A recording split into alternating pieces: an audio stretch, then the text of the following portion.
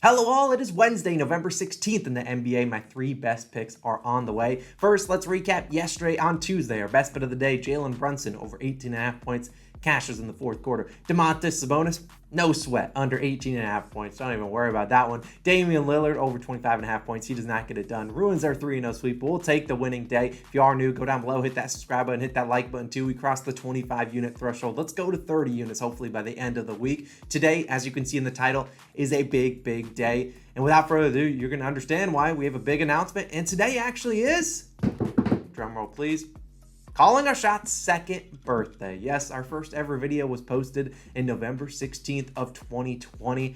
That was when the first video went live. Then we started doing the daily videos around February of 2021. Look, we're sitting at nearly 55,000 subscribers. Give you guys a round of applause. I mean, anyone that's ever liked the video, watched, commented, liked anything on our social medias, we wouldn't be here without all of you guys. So thank you guys all so much for the support. And in honor of that, in honor of being harassed, in honor of something you guys have always wanted, and I say harassed is in the comments, Calling Our Shot merch is on the way.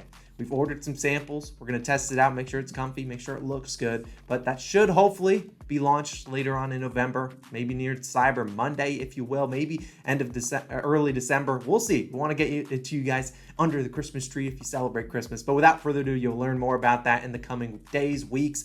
That's exciting, though. I know you guys have always been asking for some Calling Our Shot merch. Won't look exactly like this one, but it'll be close. We'll have a quarter zip. We'll have a hat. We'll also have a t-shirt. Then we'll start rolling out some limited time items throughout probably every month or so. We'll see. We've never really done merch before, so this will be our first time.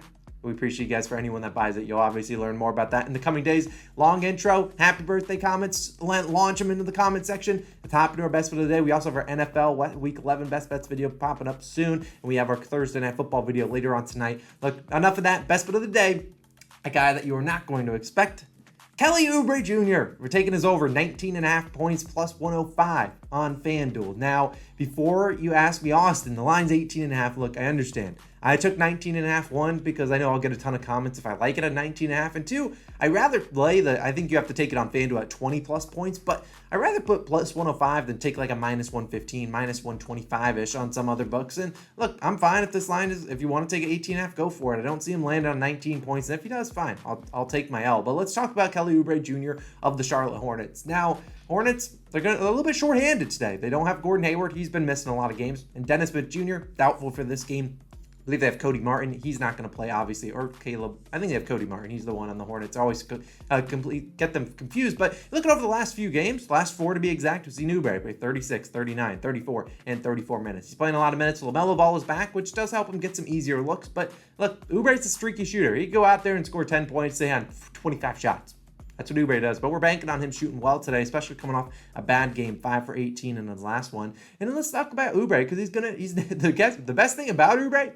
Never seen a shot he didn't like. He's going to go out there and shoot the ball. We just need him to knock down some shots, and today's a great matchup against the Pacers. But you look at the last 7 games without Gordon Hayward, we've seen Oubre score 16 plus points in all 7. So it's not like he's going out there and putting up duds. He's getting close to this line. He just needs to knock down a little bit more of his shots, and Oubre scored 20 plus points, hitting this over in 3 of 7 games.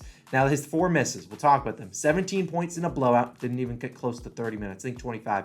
18 points in a game, he only shot 5 for 14, he had 5 fouls, didn't play his normal minutes. 16 points when he went 5 from 19, and 16 points when he went 5 for 18. Look, if Oubre goes out there and shoots 18 or 19 shots, I can sleep at night knowing we took this over, and it's a fast-paced matchup against the Pacers, a team that we know doesn't play a whole lot of defense. And would it surprise anyone if this game goes into like the 250s, 260s combined points? No, these are two teams that play super fast. Hopefully Halliburton's out there playing, but this is the team in the Pacers allow the 4th most points per game to shooting guards, 4th most points per game to small forwards, and Oubre is coming off at 5 for 18, 27.8% shooting night. We've seen him have some bad shooting nights this season. Sometimes that means he's more aggressive, which is good. We want him attacking the hoop, but in the last 2 games that he shot below 40%, he bounced back the next game, 20 points and 29 points. Oubre, 16 plus field goal attempts in 5 straight games. 17 of 22 players with 15 or more field goal attempts. Oubre is getting us at least 1 or more. I've scored 20 points versus the Pacers. Like the proof's in the pudding, Oubre scored 39 points versus the Pacers last year. He got high. He made like 10 3-pointers. I don't think Oubre makes 10 threes tonight, but I think the shot attempts will be there. Over under 232. We know the Pacers play fast. You should have a good amount of shot attempts given that the Hornets are a shorthanded team. we should see a guy like Oubre shooting a bunch. I really like him. I think that shot attempts are there. We just need him to make them. That's all we're asking for. Give me Kelly Oubre Jr., best bet of the day, over 19.5 points. Like I said, you can play 18.5 for more juice. I'll take the plus 105 and roll with it. A plus 105 best bet. Let's hope we can cash that one out. Now, speaking of shorthanded teams, let's go to another shorthanded team, the Oklahoma City Thunder, because I'm taking Josh Giddey over 28.5 PRAs, minus 110 on DraftKings. You have to give Giddey a little bit of forgive and forget, as we took his over a couple weeks, maybe a week or so back, and he didn't get it done. Now, granted, he didn't play a lot of minutes in that one. It was a blowout, but let's talk about Trey Mann, Darius Bazley, both out. Now, Bazley, we love him.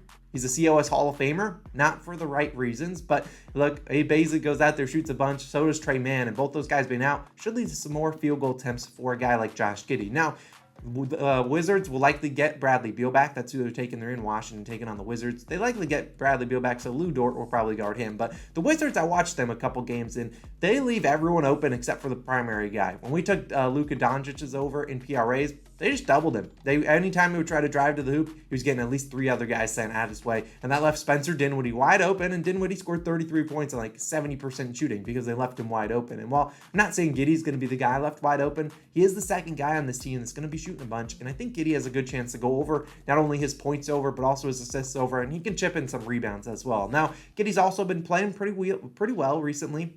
He's played 30-plus minutes in 6 games this season. He had a little bit of an injury. Should be ready to go, especially shorthanded. In those 6 games, he's had 29, 37, 22, 39, 46, and 27 PRAs, going over in 4 of 6 games. Now, he's also hit the over in 2 of the last 3 with 30-plus minutes. And last game, he attempted 17-plus shots. Now, sure, he had 27 PRAs going under this 28.5 line, but you give me 17 field goal attempts from a guy like Josh Giddey, a guy that normally takes a lot of high percentage shots. Look, I'll take the over any night of the week. I don't know who's going to guard him from the Wizards. It's definitely not going to be probably their best defender. He's going to be on SGA as they double him as he drives in. But we also look at an over-under at 225.5. I don't expect as many points as the Thunder's most recent games when, you saw them score like 145 against the Knicks. But still a team that the Thunder need playmakers, and Josh Giddey's arguably their second best behind SGA. Giddey also leads the Thunder in rebound chances at 12. You see Pokashevsky, he's back, and he might steal some reps, but he has to also guard Kristaps Porzingis. He's got a height advantage there, or weight advantage, which doesn't normally happen for Kristaps. Could see Pokashevsky get into foul trouble. Call him Poka. We love him here, but he's going to have to be out in the perimeter guarding a guy like Giddey. We could see Giddey just kind of camping out in the paint. Very Luka Doncic, Aldi Brand-esque. Guy just chills in the paint, grabs rebounds, grabs assists, and then he goes out there and scores 15, 20 points. I really like Josh Giddey tonight. I think he has a good chance of hitting his over 28.5 PRAs. If you need an individual line, I lean points and assists first. Don't really want to count on him to get a ton of rebounds, but he also is a guy that could go out there, get 12, 15 rebounds in a game and make this a no-sweat bet given his other statistics. Now, as for my under of the day, don't know if we'll make an under of the day segment, something that happens every day. Sabonis cashed out yesterday thanks to the blowout. Today, we're going Klay Thompson, taking his under 17.5 points, minus 111 on FanDuel. Now, Klay's the type of guy that if you're watching this after the game's already started, he's going to have 18 points in the first quarter. We know that from Klay Thompson. This is like you kind of have to look at the numbers. You don't really love watching unders, but the numbers speak for itself. You look at Klay Thompson taking on the Phoenix Suns. They're in Phoenix, and Klay Thompson already played them earlier this season, talked a lot of smack. I think he got ejected for the first time in his career. He scored 2 points in 19 minutes. Now, even if he didn't get ejected, at that pace, he would have needed to play 171 minutes to hit this over. Now, I'm not a very smart person. I'm not a statistician, but I don't think he's playing 171 minutes today, and he probably scores more points than 2. But you look at the last game, Klay was a back-to-back. He got the night off. Jordan Poole came in, scored over 30 points, looked electric, and put Steve Kerr in a predicament. You look at a guy like Jordan Poole playing super well, and you look at a guy like Klay Thompson who's really stinking. Like, how often and when do you pull the plug on giving Klay Thompson consistently 30, 34 minutes? I don't know. Your answer's as good as mine, but either way, Klay on the year, under this line in 7 of 11 games. The 4 teams that he hit these over against, the Magic, who allowed the 6th most threes to shooting guards. The Heat, which he hit twice against, they allowed the most threes to shooting guards. And the Los Angeles Lakers, who are middle of the pack, allowed the 15th most threes to shooting guards. I put up those stats so you can, as guys can understand this matchup. The Suns allow the 28th most threes to shooting guards, or the 3rd lowest. They're a team that really defends that shooting guard position well. And while maybe they'll defend, Stephen Curry a little tighter than they will Klay Thompson, you can't blame them on that. Klay Thompson's only shooting like 35% from 3. This is a very good defensive team in the Suns. We'll see if Chris Paul comes back, but either way, they're 5th in defensive rating. And last year at home, without Stephen Curry, they played the Phoenix Suns.